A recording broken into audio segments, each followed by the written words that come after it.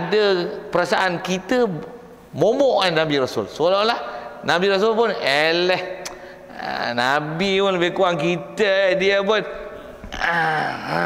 habis. Kita ada keraguan pada Nabi dan Rasul. Istilahnya nak down standard kan Nabi Rasul. Satu, ada orang yang sampai bukan saja Nabi Daud, Nabi Muhammad pun di down standard kan. Ni Muhammad ni kaki perempuan, Nabi Muhammad ni dah umur tua pun kahwin anak dara. Bahasa dia macam-macam. Orang jahat tak suka apa ayat dia bubuh. Kaedah kita macam mana? Mustahil benda-benda macam tu berlaku pada Nabi Rasul. Kalau berlaku, murni kan cerita itu, ni Nabi lah. Orang yang hati dia sentiasa ingat Allah Ta'ala takkan buat benda-benda macam ni. Kalau dia kahwin sekalipun umur berumur, kahwin anak dara apa masalah. Ini persyariatan menunjukkan kufu bukan dikira dengan umur. That's the apa isyarat, the sign yang kita nak ambil. Rasulullah kahwin dengan Siti Aisyah, tu yang masyhur tu pun adalah yang bising-bising apa kan. Rasulullah umur 53, Sayyidina Aisyah 53, 54, Sayyidina Aisyah 9 tahun. Wih, 53, 54, 9 tahun. Cucu tu. Kalau martabat tu, pangkat umur tu, cucu boleh jadi cicit weh. Apa masalah? Nak menunjukkan kufu tak? Sayyidina Abu Bakar orang baik, anak dia orang baik, Rasulullah orang baik. Apa masalah? Ada masalah? Kufu? Matching tak? Matching? Pinang belah dua ke? Ya? Tak mana pinang belah dua? Orang baik, keturunan baik, semua baik. Umur tak dijadikan perkiraan dalam kaedah syarak untuk dilihat macam pinang dibelah dua atau belah 1000. Tapi yang ni ustazah hafiz Quran, hafizah Quran, ni makrok, tu pinang belah 1000. Walaupun sebaya, walaupun cantik, handsome, yang ni penyanyi, yang ni ustazah, pinang belah 1000. Itu macam pipek nganggang. Tapi umur 100, yang ni umur 20, kahwin macam sama tak soleh, taat, keturunan baik-baik, pipik dengan pipik, enggang-enggang namanya itu kalau patah Melayu. Maksudnya matching, itu kufu. Apa parallel ya, seimbang, balance. Itu syaratnya yang nak ambil. Ini bubuhnya macam-macam ke Nabi dengan Rasul. Tambah pula dia kata, dia pun sebelum jadi Nabi pun main kotor, main air acak, main parit, duk terancam bogel, budak-budak. Nanti sat. Take alert about what are you talking about to the prophet, you know. Ni talk about the prophet, you know, bukan talk about the pendatang lain. Jaga weh. Okey, itu Nabi Rasul. Begitu juga kalau ada apa-apalah penyataan umumnya, apa-apa yang istilahnya cerita dosa, benda tak elok, antaranya juga rasanya itu saya perasan sebut atau tidak, Nabi Ibrahim masa dia kecil, apa cerita kita dengar? Dia jual berhala, betul? Bagus ke jual berhala ni? Tuan-tuan biasa jual berhala tak? Tuan-tuan pun tak jual berhala, tuan-tuan bagus lagi pada Nabi Ibrahim kalau itu. Itu macam mana cerita jual berhala tu? Bagus ke jual berhala? Tak bagus tu. Betul ke dia jual? Atau masyhur sebut riwayat betul. Memang dia jual. Tapi dia jual macam mana? Dia bukan jual bagi laku. Dia jual dengan fakta yang betul. Saya masyhur ingat yang mulut-mulut Tok Guru sebut perkataan Nabi Ibrahim tu bahasa Arabnya disebut begini dalam kitab. Kata may yabi' ma la yadur wa la yanfa. May yabi' ma la yadur wa la yanfa. Kata apa? Who want to buy something is not yadur wa la yanfa, tak beri mudarat, tak beri manfaat. May yabi' ma yadur wa la yanfa. Semalam pakcik dia beli. Pakcik dia beli lah. Pakcik dia jual, laku habis semua. Dia jual hari ni, satu pun tak laku, yang semalam pulang balik.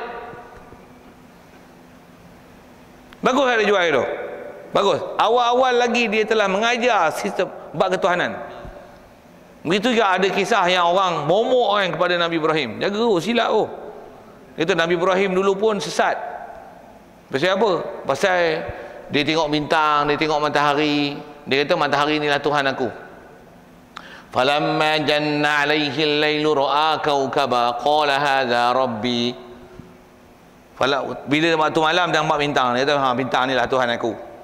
falamma ra'al qamara bazighan qala hadha rabbi. Nampak bulan-bulan pula, yang ni lah Tuhan aku. Wudu falamma ra'a asy-syamsa bazighatan qala hadza rabbi hadza akbar. Nampak matahari, oh ni lah Tuhan aku ni, besar lagi. Adakah dia sesat? Oi, nabi awal-awal lagi, beranak-beranak tak sesat oi. Wajib betul ke akidah tu. Pasal maksum. Maksum sampai tahap tu. Kita kena pegang benda Nabi Rasul. Pasal dia cerita bab Nabi Rasul ni. Untuk cerita tu cerita apa? Cerita tu ialah satu kaedah dakwah.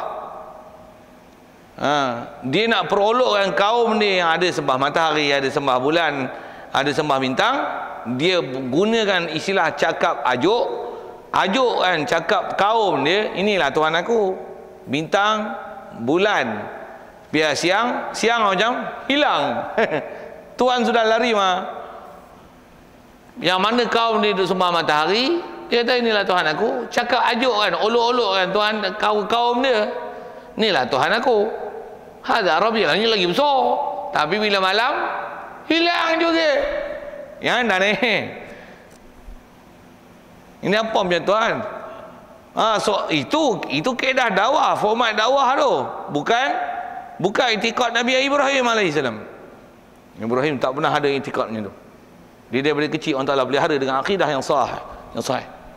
Jaga kan. Apatah lagi kat Nabi Muhammad pun ada orang kata Nabi Muhammad sesat. Tuan-tuan mana dengar? Pakai Al-Quran tu? Mana? Surah Ad-Duha. Wa wajadaka dhallan fahada. Ada ustaz-ustaz radio lah tu. Radio 3 lah tu. Yang translate Al-Quran ni, dia syarah. Kata, Nabi Muhammad pun dulu tuan-tuan sesat. Woi. Ayat Quran ni tadi. Memanglah ayat Quran, tapi itulah kata dia tak mengaji mengikut apa ulama tafsir sebut. Ngaji Quran bodoh-bodoh, baca gitu je. Ayat Quran tu apa maksudnya? Wa wajadaka dhallan. Adakah tidak Allah Taala telah dapati kamu tu, ayat tu Quran tu kan Nabi Muhammad tu. Dhallan memang translationnya sesat. Fahada, kemudian Allah Taala bagi petunjuk. Oh, kata dia ayat Quran kata Nabi Muhammad sesat. Takkan tuan-tuan nak nafi ayat Quran? Macam betul ke itu? Itu ayat Quran yang kata sesat, ayat Quran yang kata bagi hidayat. Takkan berlaku kontradik, satu sesat satu hidayat. Oh, dia kata yang ni selepas jadi rasul, yang ni sebelum jadi rasul. Woi, betul ke? Tak betul. Atas format yang kita dah belajar daripada lahir lagi dia maksum. Untuk ayat Quran tu maksud apa sesat tu? Bukan maksud sesat dengan mana sembah berhala, sembah dan penyembahan yang selain daripada Allah Ta'ala. Tidak, bukan maksudnya itu. Istilah dhalan fahada tu, atau masyhur ulama tafsir kata, maksud dhalan itu maksudnya tidak ada bimbingan wahyu.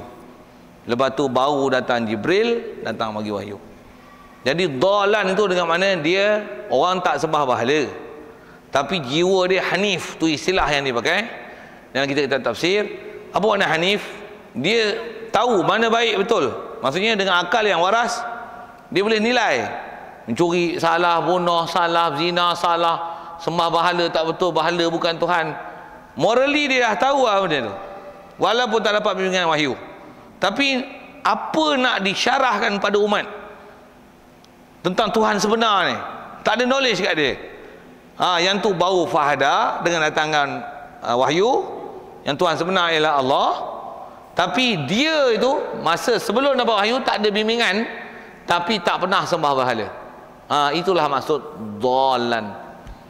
Setengah ulama bagikan bahasanya, maksud dhalan tu tercengang-cengang, tidak ada bimbingan wahyu, dalam keadaan dia sentiasa matang dan waras, tahu apa yang benar dan betul, yang secara fitrahnya boleh dikenal baik dan buruk, yang dipanggil dengan atas sifat dan perangainya dipanggil hanif. Hanif maksudnya cenderung kepada kebenaran. Memang dia boleh, kalau boleh memikir, kalau kita sebut dengan bahasa orang putihnya, morally dalam bab i'tiqad, macam orang kafir pun kadang-kadang kita apa ni sembah patung ni, kita pun tak setuju macam ini patung ada tangan Hindu pun juga gitu. Ada Hindu yang dia punya jiwa fitrah dia betul kan. Tapi ini Tuan betul apa? Kita pun tak tahu. Kita pun lama sudah tak percaya ni. Tapi mak bapak suruh pergi tongkong juga. Kita pergi jugalah. Kasih tanding sini lah. Inilah kasih depan patung lah. Ini kita pun tahu patung ni. Kita sepak pun dia bukan boleh buat apa. Ya tuan-tuan. Kalau Hindu boleh cakap macam tu, yang tak percaya ni dia ada Hanif, takkan Nabi Muhammad sesat? Dia cakap betul. Biar benar. Saya kata apa? Ada orang cakap macam tu, ustaz lah tu, pensyarah lah tu, doktor universiti, pensyarah universiti, weh. Masuk radio tu, saya tak ada sebut nama lah. Kalau tanya saya khabar. Ustaz popular pula tu. Saya tak popular. Walaupun masuk YouTube, tapi saya tak popular. Merosakkan kita.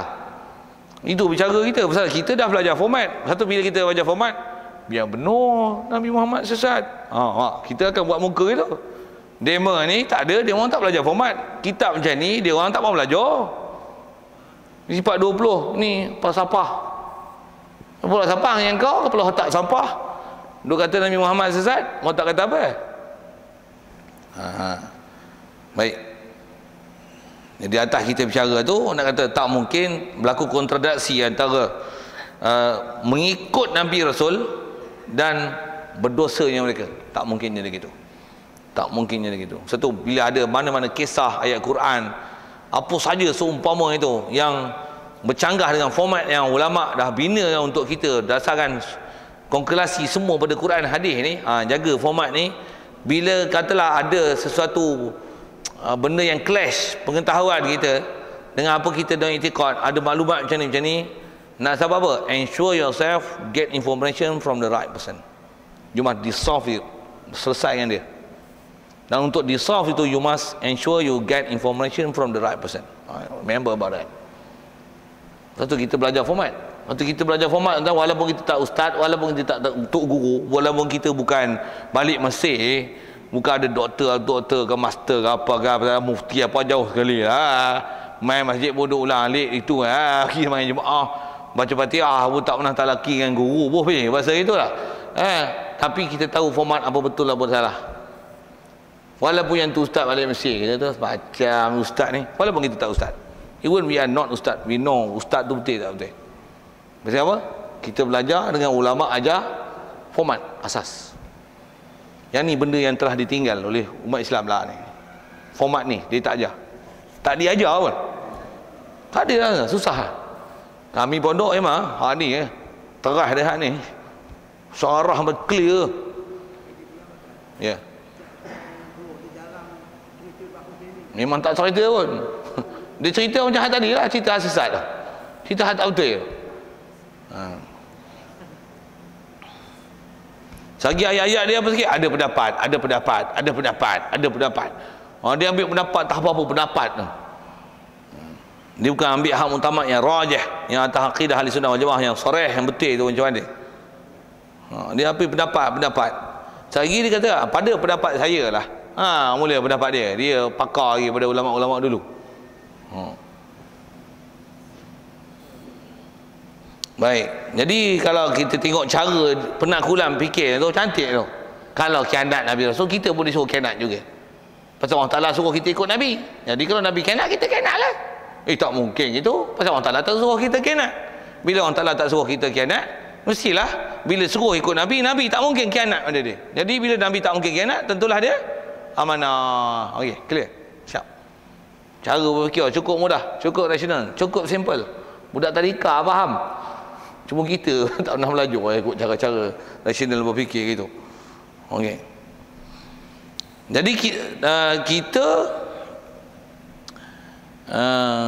kita tak pernah disuruh untuk buat kata maksiat dan khianat tadi, bahkan dilarang semata-mata. Memang semata-mata dilarang untuk buat khianat dan maksiat. Baik, selesai itu. Jadi kalau ikut itu dalil yang diberi untuk menunjukkan amanah.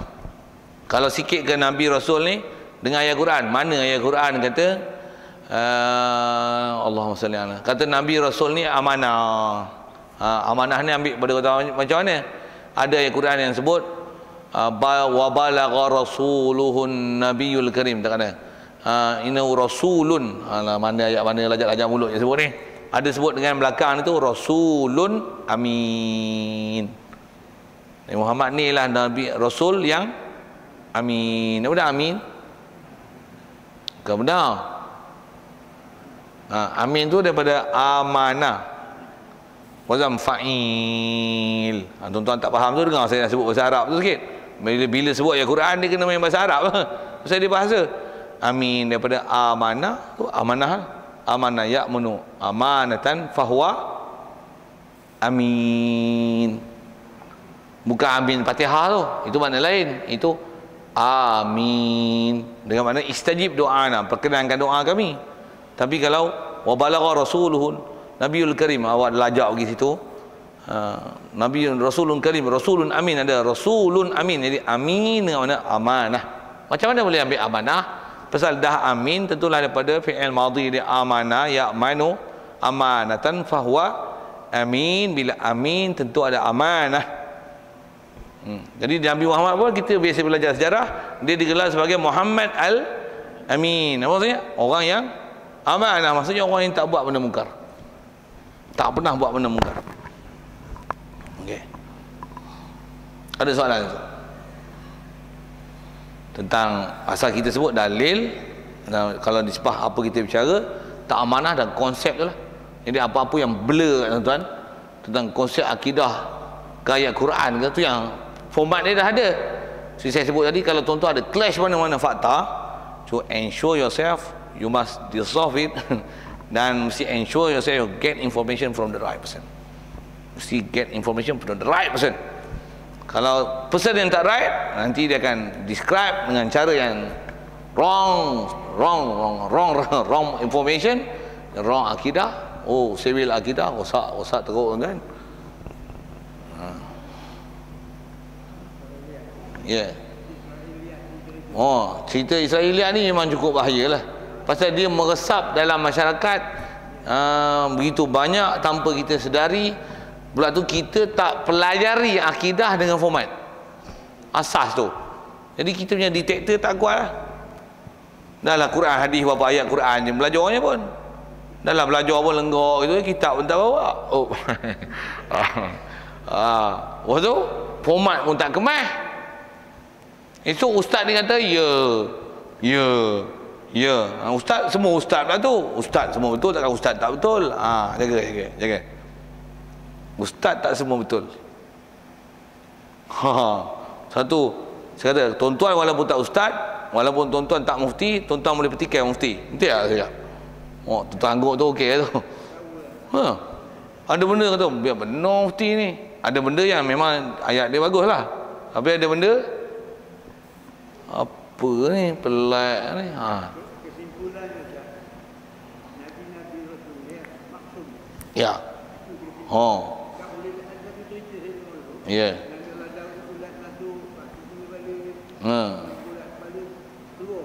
Ambil balik bubuh dalam kepala. So cerita-cerita tu cuma dia bukan dalam bab maksum.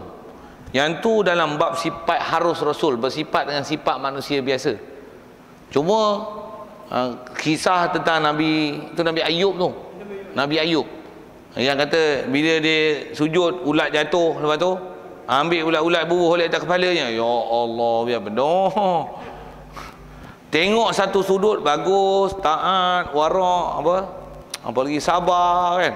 Tapi satu sudut macam mana? Yang ni istilahnya mendown standardkan Nabi Rasul. Pasal apa? Adakah soalan macam ni, adakah disyariatkan kat kita? Ulat jatuh, ambil ulat buat atas kepala, tuan jawab tengok. Siapa yang ada pernah buat itu? Saya nak bagi RM10. Kalau pacat dia tak, lintah dia tak. Memang dia suruh antara perubatan dengan lintah. Pacat tak ada. Bubuh air terbakar, bubuh garam bagi mampui. Lintah dia. Tapi kalau nyamuk, ulat, macam mana? Orang buang. Ni Nabi Rasul bubuh atas kepala ni biar benar. Adakah disyariat yang benda tu? Tidak. Tu cerita tu betul mengarut. Format dah ada. Mengarut. Menjatuhkan martabat Nabi Rasul. Maksudnya mengajar satu prinsip tak apa-apa bertentangan dengan etika moral dan prinsip-prinsip norma-norma yang kesusilaan dan kesopanan dan nilai murni manusia. Apa ni? Tu apa ni tak betul tu. Kalau tahap tu tak betul. Lagipun Nabi Rasul sampai ada ulat, okey tak? Kalau ikut orang yang buat kerja dakwah tuan-tuan, mereka ni jangan kata ada ulat kat badan tau. Kalau baju putih tapi color kuning, pasal lama tak basuh, agak-agak ada tak masyarakat nak dekati geng dakwah macam ni? Jawab. Putih tu tak putih lah. Perang. Pasal apa? Kuat sangat dakwah, tak ada nak basuh baju. Ada tak orang nak dekat? Walaupun dia lomor minyak wangi. Macam mana? Orang kata, ya dah ni, tak ada hasil lagi. Tak ada duit nak beli baju baru. Apa yang rupa dakwah macam ni? Ada apa saja imej yang jatuh, yang istilahnya mencacatkan masyarakat dengan prinsip Nabi Rasul, dia tidak akan ada apa-apa ciri peribadi penyakit yang, walaupun yang tu penyakit manusia biasa, tapi yang tu akan menggagalkan visi dan misi dia sebagai Rasul. No. Cuma yang tu dalam bab harus ni. Jadi kalau bab ulat tu bab, memang dia sifat-sifat manusia biasa, tapi mesti tak menjatuhkan standard dia sebagai Rasul. Antara jatuh standard tu tak mana? Menggagalkan visi, misi dan dia visi dan misi dia sebagai Rasul. Rasul buta macam mana? Buta macam mana nak jumpa orang? Kalau Nabi Ayub tadi ada ulat. Ulat ni tuan-tuan, kita yang kata ulat, kudir. Tuan-tuan jadi pendakwah, bisul ada 4 biji ni. Gamak jumpa orang. Bisul. Tuan-tuan bisul lah, tuan-tuan kena menyangkit apa? Cacar tu, pelentung tu. Apa? Semua pork, chicken pork, apa tu kan? Baru lepas kena 2 hari, tuan-tuan pergi dakwah. Penuh muka ni. Pergi cakap, marilah kita ikut jalan Allah Ta'ala, kita buat atas iman dan amal. Orang kata macam mana? Allah, muka. Memang bukan dia, bukan nak muka itu. Macam mana orang lari tak? Lari. Nabi Rasul tidak akan ada apa-apa ciri yang menyebabkan orang lari di atas fizikal mereka. Allah Ta'ala dah pelihara siap lah. Tak ada hujah orang akan lari daripada Nabi Rasul esok. Pasal Nabi Rasul Allah Ta'ala jadikan perfect. Semua handsome, lawa, cantik, kemah, perfect.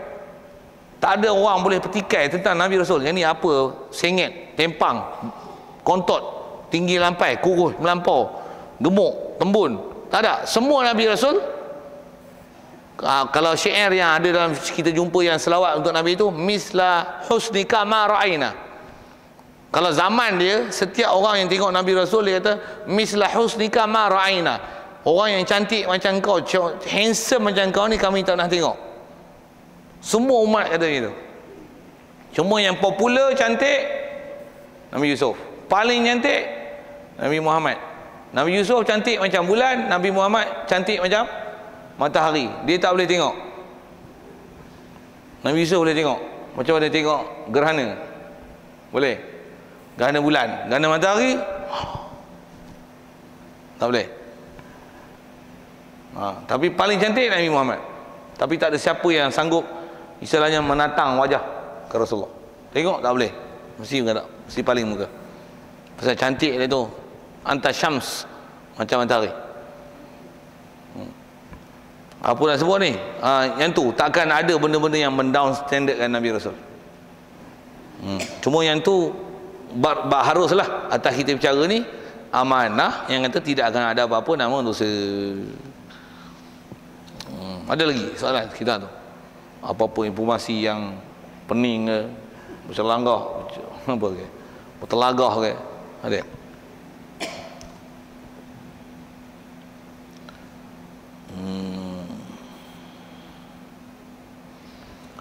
Dan seterusnya tu tabligh. Kalau ikut kita ada event sikit untuk tahlil apa orang meninggal ni, baca tu lagi kita berhenti pukul 10 kan. Jadi kita pun minta berhenti awal sikit. Jadi kita berhenti awal lah. Jadi sambung ni nanti tabligh, sifat tabligh pula insya-Allah. Sambung bagi esok insya-Allah. Yang baik pada Allah Taala, silap salah kasar bahasa tak sedap dengar tu silapan ke mana. Allahu a'lam. Bismillahirrahmanirrahim. Allahumma nawwir qulubana bi nur hidayatika kama nawwartal arda bi nur syamsika abadan abada bi rahmatika ya arhamar rahimin. Warzuqna fahman nabiyyin wa hifdzal mursalin wa ilhamal malaikatil muqarrabin wa sallim tasliman ala jamil anbiya'i wal mursalin walhamdulillahi rabbil alamin. Assalamualaikum warahmatullahi wabarakatuh.